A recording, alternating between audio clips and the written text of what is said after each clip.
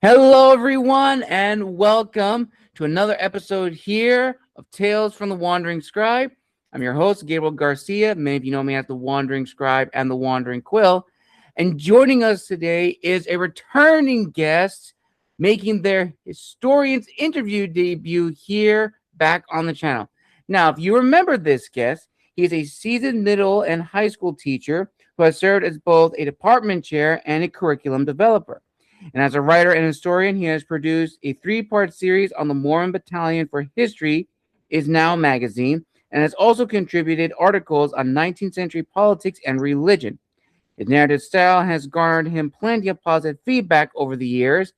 And before we just started the interview, viewers and listeners, I just realized that this guest was on the show not that long ago. I want to say month or less than a month ago. So this is probably the quickest I have ever had a returning guest back on the show. And I am so excited to have him back here. So, ladies and gentlemen, without further ado, let's give a huge round of applause to our guest today, historian, writer, and teacher, Mr. Marvin McCrary. Marvin, welcome to the show. Thank you, Gabriel. It's wonderful to be here and to be back on the show. Awesome, Marvin. Awesome. So excited to have you here. So, before we dive into this historian interview, as a little icebreaker question, I think you may have answered this before, but maybe you can give us a different one. Is there a random fact about you that many people may not know about? Yes, many people may not know that when I was a younger child, I was in a series of rodeos and in a series of commercials with Smokey the Bear. Oh, really? Yeah. So I was a kind of a rodeo kid. I would ride horses in the rodeo. And then in one particular instance, the Smokey the Bear team was at one of the rodeos that I was participating in, and they said, "Would this kid like to participate in a Smokey the Bear commercial series?" And I did. It was very brief, and my only line in the commercials was, "You got it, Smokey." And they had me dressed up in my rodeo garb. I look at it now and it was so different, right? But it was a lot of fun. I didn't get that many residuals from it. What I did get, my mother put towards my college education, so that was really helpful. But yeah, that's a random fact about me. Wow. Awesome, Marvin. Awesome. Thank you so much for sharing that. And Yeah. I'm really excited to have you back here on the show to tell us all about your journey into history and pretty much how history has shaped you, not only as a teacher and historian, but as a person as a whole. Mhm. So let's start at the very beginning. Were you always invested in history, interested in the subject, or did that come later in life at a particular like aha moment? Yes, as I said in the last show, I believe I was raised listening to stories of World War II and things like that from my grandparents and their friends.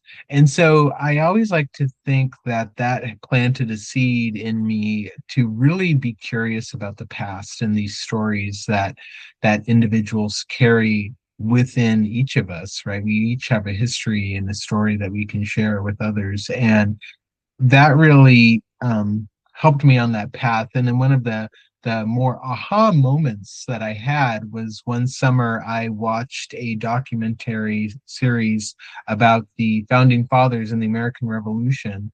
And in there were these individuals who they were captioned historians. And I thought, that's really neat. I would like to do something like that someday. And that really helped me find my passion.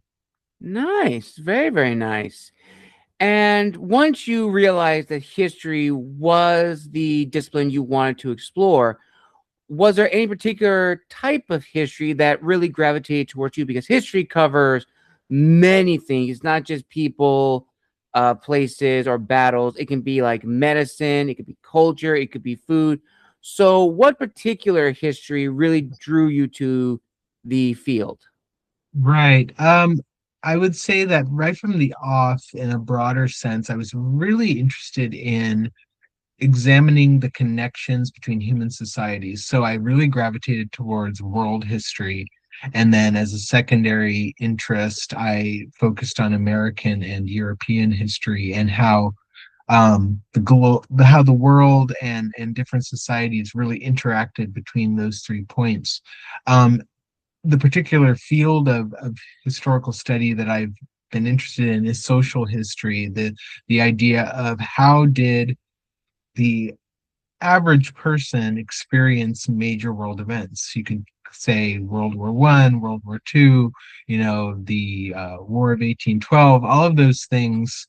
How did that affect the people whose names are not known to us in the history books, but we know that they existed and we know that they endured a lot? How were they affected? And I'm really happy to see that nowadays that's a much more popular field of study in academia now is social history. Absolutely, very, very true. So now jumping forward ahead in your life. So once you got your degrees and you then became a teacher in history, what was sort of not only your goal as an educator teaching your class, but the promise you're making to them as well as yourself? Yes, I think one of the first challenges that we as history teachers, especially at the primary and secondary level, face is students want to know why. Why do we have to know about events and people from the past that really at face value don't have a lot of impact on us today, as the student would think.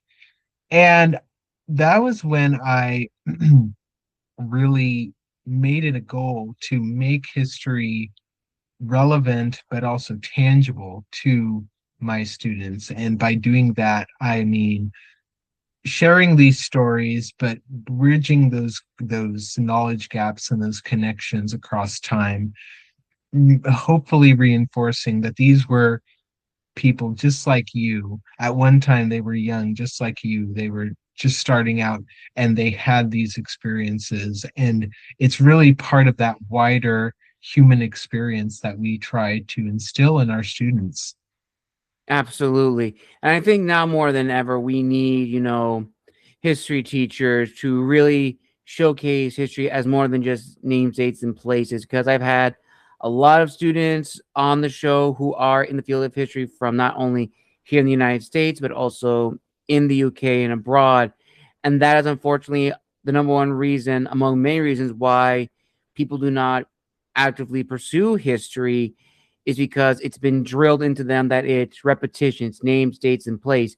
And I've had a lot of professors and teachers on the show who have, tried to break that condition that history is more than that. History is all about, learning the scholarship and trying to answer the question, what aren't the sources telling us? What is really happening? And I think it is a very important thing to really emphasize.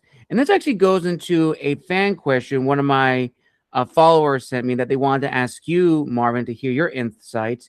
And this viewer would like to know, in your opinion, what does a historian or historical scholar actually do? And they break down an example, which is they've always been told that historians, are all about, the gatekeepers of history, but it's more than just that. It's like analyzing sources, thinking critically, and presenting the information in a way that's different. Would you agree with that understanding? Yes, I would. It's that sort of gatekeeper of knowledge view that I think we need to really break down, in that we are not so much gatekeeping knowledge, but our goal is to analyze, critically evaluate, and then share that knowledge in a way that is understandable to the rest of the world, right? And I think there's a place for the historian who works in the academy who works with very specific audiences and communicates in a very specific way, but also the historian like the late David McCullough or Barbara Tuchman, who were they had a narrative style that communicated very complex ideas for everyone who did not have an academic background in history to be able to understand and relate to. And I think that is what I would call the new historian, is that individual who takes this knowledge and communicates it in a way that the public would understand. Well said, Marvin. Well said.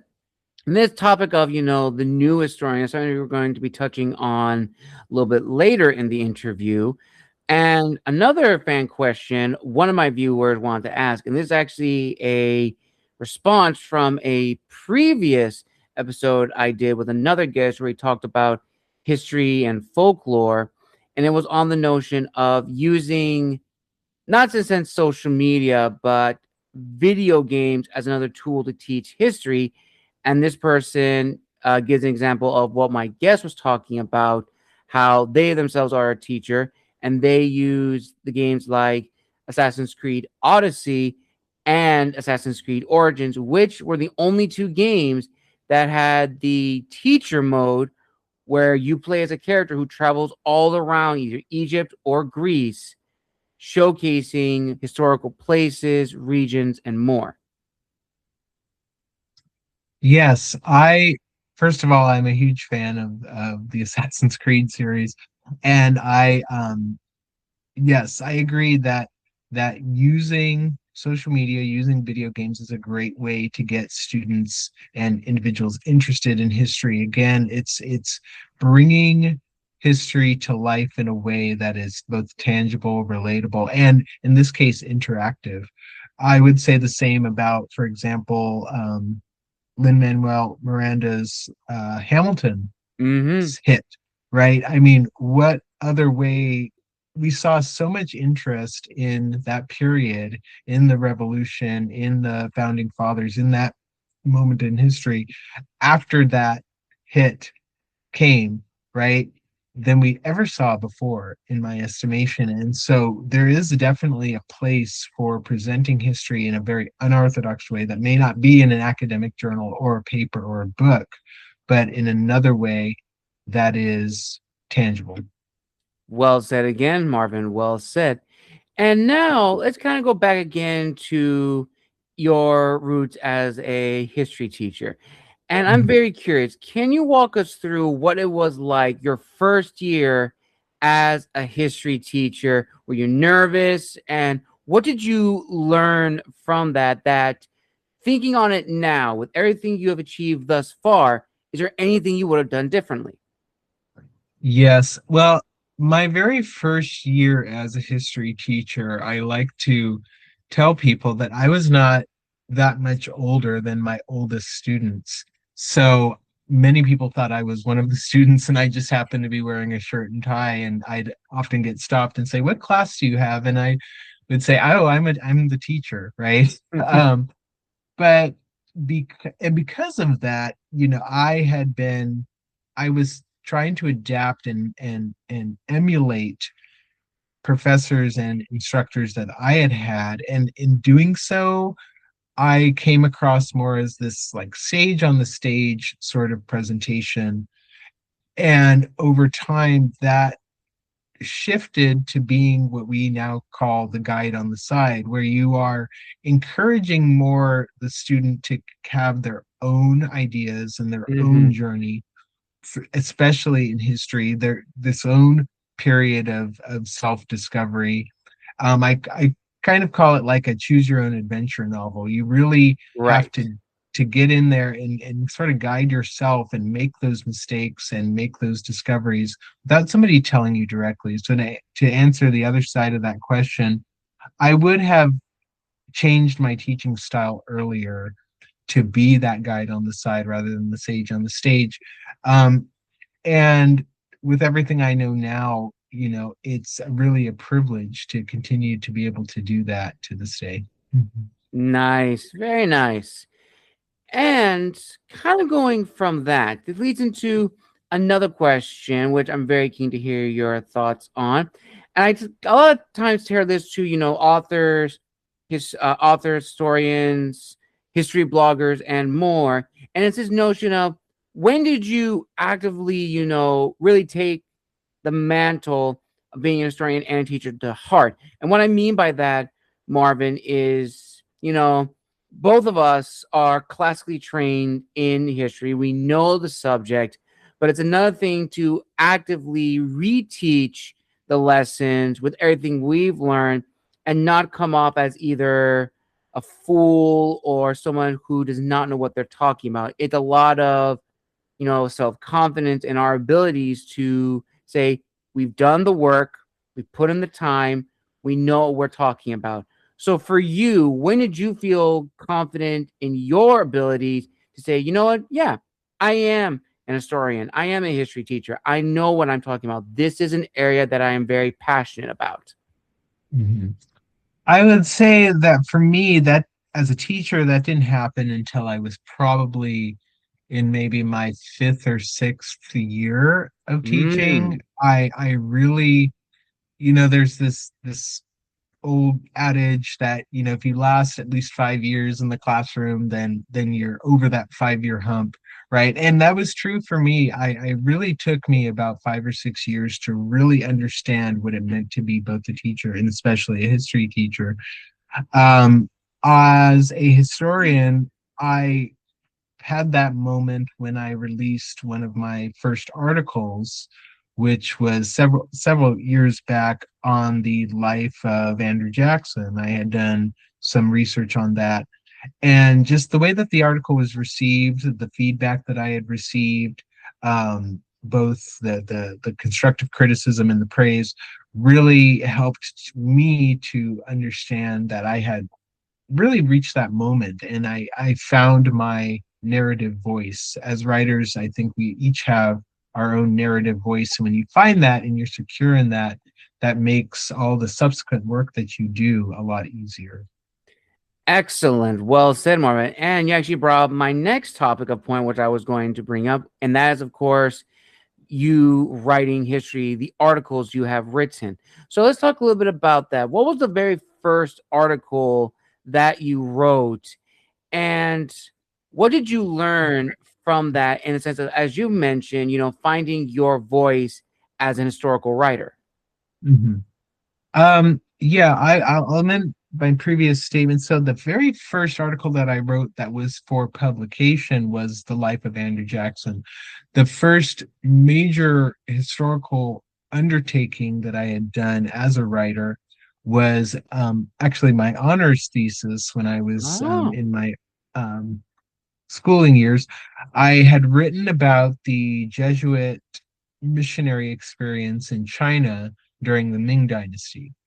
And so I that was a huge undertaking, digging through the archives, reading, a lot of their original source material, both in English and in Chinese. I actually had to have an assistant who could read the classical Chinese because it was very different from the Chinese as it is today, and then be able to work with the sources.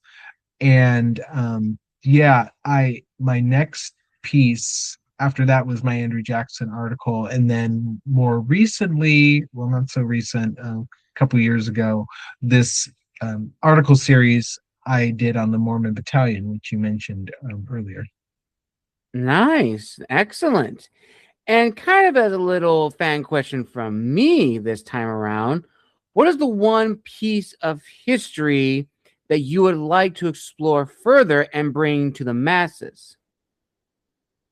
Recently, yes, I have been digging into the history of um, America, particularly American education, and how it is that certain institutions, certain pedagogical methods have sort of come down to us. We most people, I think, know that the formal school that we have today was the origin of the one-room schoolhouse in the 19th century where you had a bunch of, different learning styles and different kids and with one teacher, and then it grew out of that. And so that has been my most recent sort of field of inquiry.